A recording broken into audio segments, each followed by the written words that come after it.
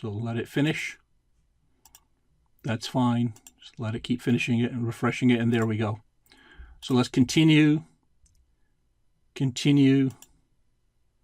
And now the role that we want to obviously promote this is to Active Directory domain services.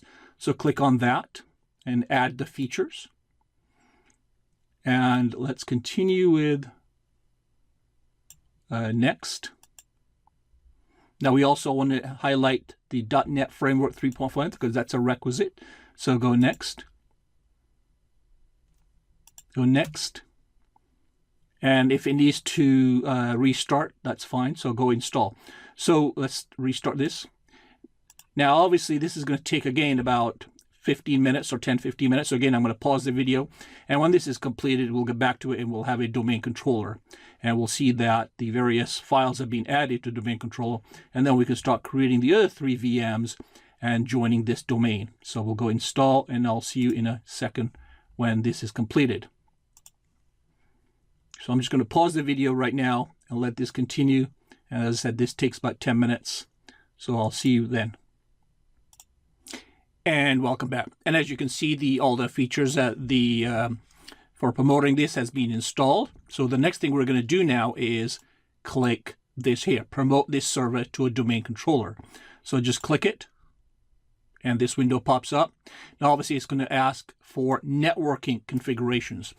Again, while this is class is not geared towards networking, we are just going to go briefly through what this means. So just add a new forest. We don't have a forest. Think of a forest as the name suggests, a large forest with many trees, and this is going to be one of them. And then basically we're going to join it. So what do we want to call this domain? Well, we'll call it SQL. Make it caps. SQL.com, just like last time. And go next.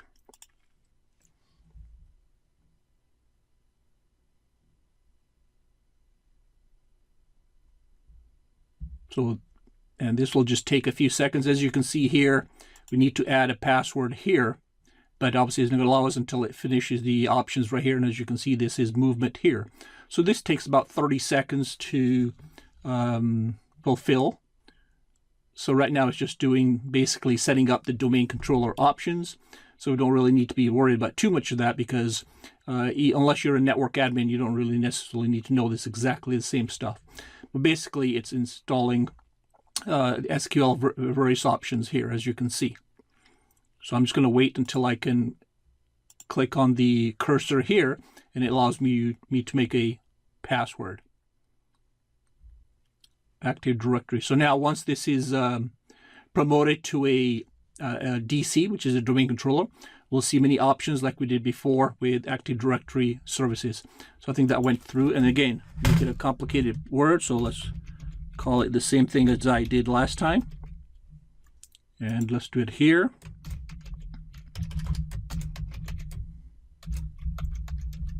And go next. Now we need to assign a DNS. Can that be created? So let's go and say yes.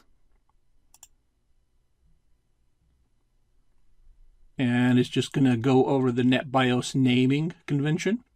So we'll just pop in SQL right here. And that's automatic, as you can see. So just go next. Now, obviously, let me illustrate that, it's highly unlikely you'll go as a DBA working for a company where you'll have to start this setting up a domain. This will, A, most likely be set for you because you'll work in a company that's a production environment. And B, this is mostly networking stuff. But for our illustrative purposes, as a DBA, you certainly need to be aware of what the Active Directory is, how to kind of configure this. So that's why I'm teaching you this.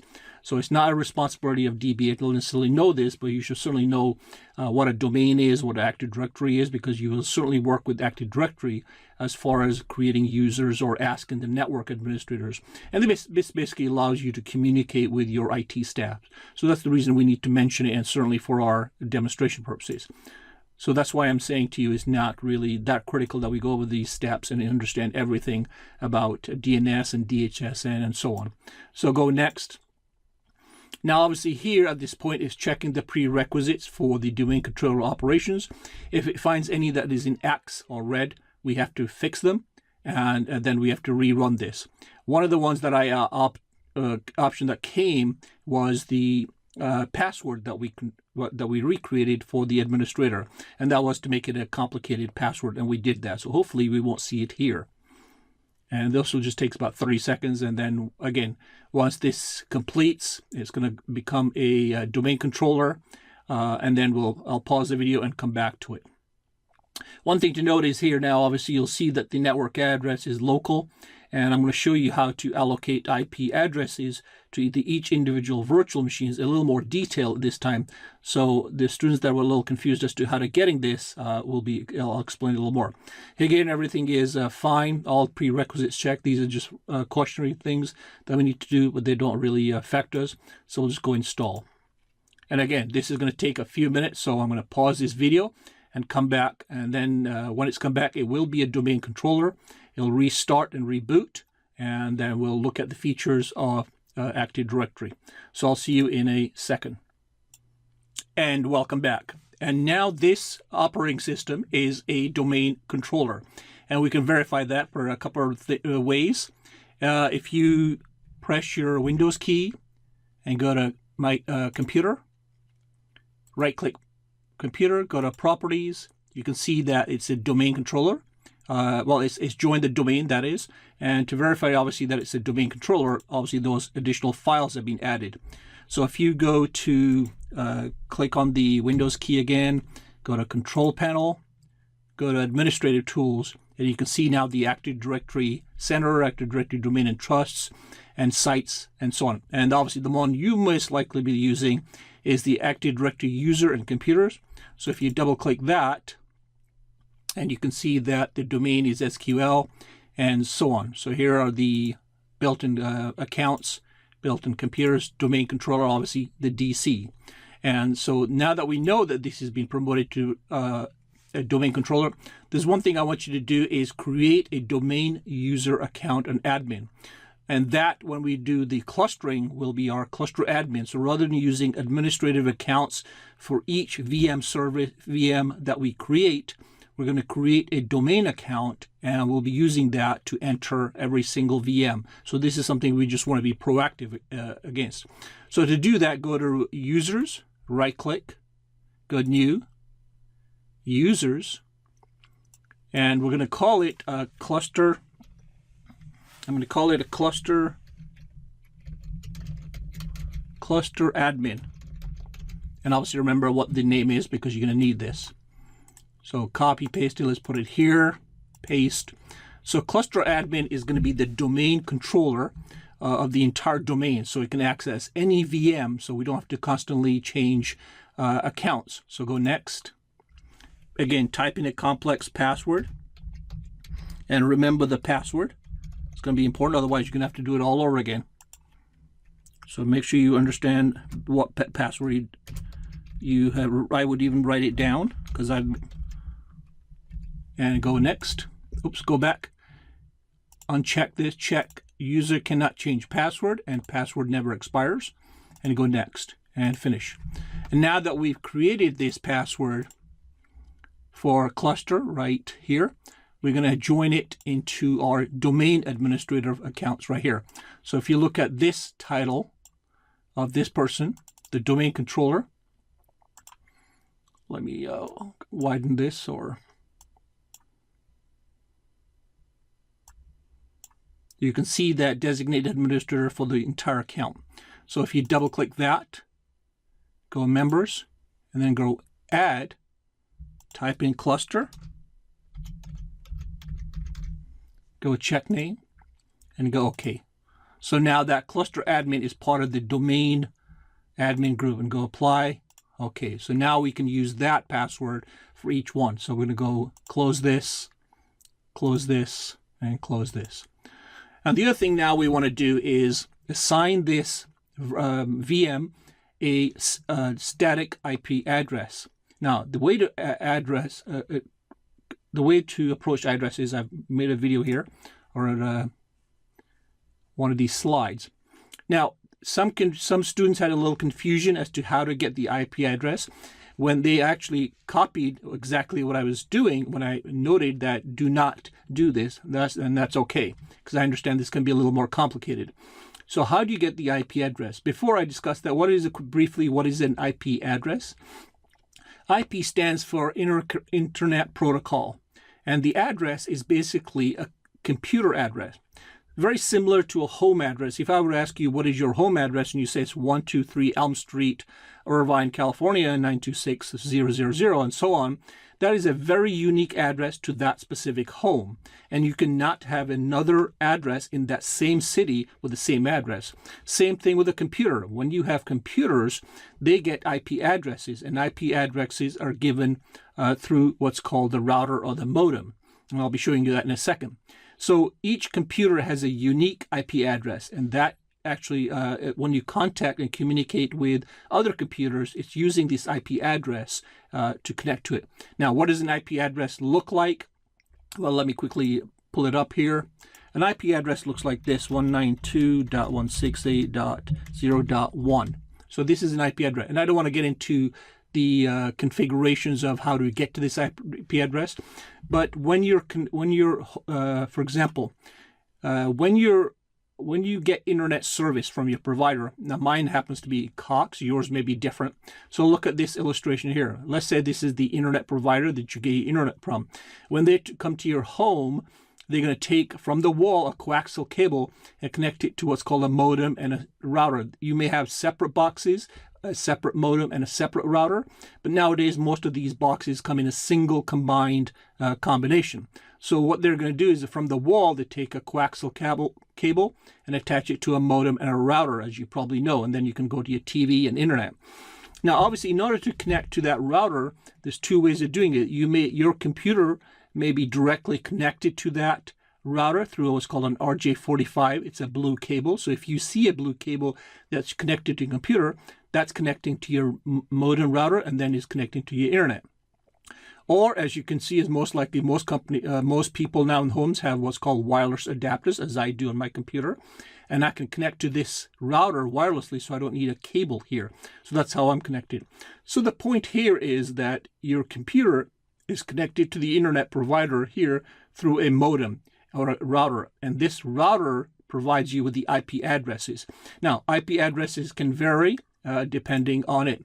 Most home networks are either 192.168.0.1, which is mine, and yours may be 192.168.1.1, and this is where it starts from. This is the actual the IP address for the router, and then the company gives you about 100 free internet protocol IP addresses. And what that means is every time you attach, for example, if you attach your iPhone to the internet or your iPad to the internet, then that is going to get an IP address of its own, and that it does that automatically in the background. So, for example, if you have an iPad here connected to the your network, then your address most likely will be 192.168.0.2. So this will change to the next physical utility that you attach to your network. So if you attach another, for example, an iPhone, then that will become 3, and so on, and so on, and so on, as you add things. Now, unfortunately, I cannot access my router to give you this thing. I'm having a little internet problem. But if you type in this address or whatever your address is, and you can certainly ask your internet provider for what is your router IP address. That's what you're looking for. So once you get that, this is what you're accessing the router for with. So this is the important thing. So let me repeat this again, because I know this is a little confusing. Again, so when you get the internet from your cable company, they give you a box called a modem or a router. That one will give you IP addresses, and the IP addresses vary depending on your network environment. And most likely it can be either this address or this address, and you can certainly ping it. What does pinging mean? Pinging means, like, for example, I know I have a router outside out of my room, and I know that I can access it, and I can ping it to make sure that I can access it. The way to ping it is go to your command, and just type in the address, and type in ping, P-I-N-G, the address of your router. And again, this is the IP address of my router. And again, to stress, yours may be different. So you may have to call your internet company and say, hey, what is my router IP address? And then it'll give it to you. Once you press enter, This is a reply that is getting back. If you're getting this kind of a reply back, that means you're connected to the router. So that's another way of verifying it. So again, every time you add a device to your internet system, this will jump up by an increment. So I hope that made it a little more clear. So now that I've said that, I'm going to now create an IP address for this, which I've already done. But if you haven't, and you will not at this point, go to this little icon and go Open Network and Sharing. Go to Change Network Adapter. Click on the Ethernet. Click on Properties. Click on Internet Protocol version 4. Go to Properties, and then fill this out. Now, again, this is the IP address that's been given to me by my internet company. And remember, this is the router here. The alternative here, right here. The default gateway is your router. And again, my address is 192.168.0.1. So it starts from 1, and then I can increment to about 100 units. So what I'm assigning now is I'm going to take this unit, which is this virtual machine, and I'm going to give it an IP number of 50. So I'm going to start with 50 onwards because I've got other devices already taken from 1 through, let's say, 50. So I'm going to be on the safe side and say start from 50. Now, once you do this, once you press in 192.168.150, this automatically populates. You'll see that you don't have to type all these letters in or these numbers. These automatically pop in, which is a subnet mask. Here on your default gateway, again, remember what your router IP address is? Fill that here.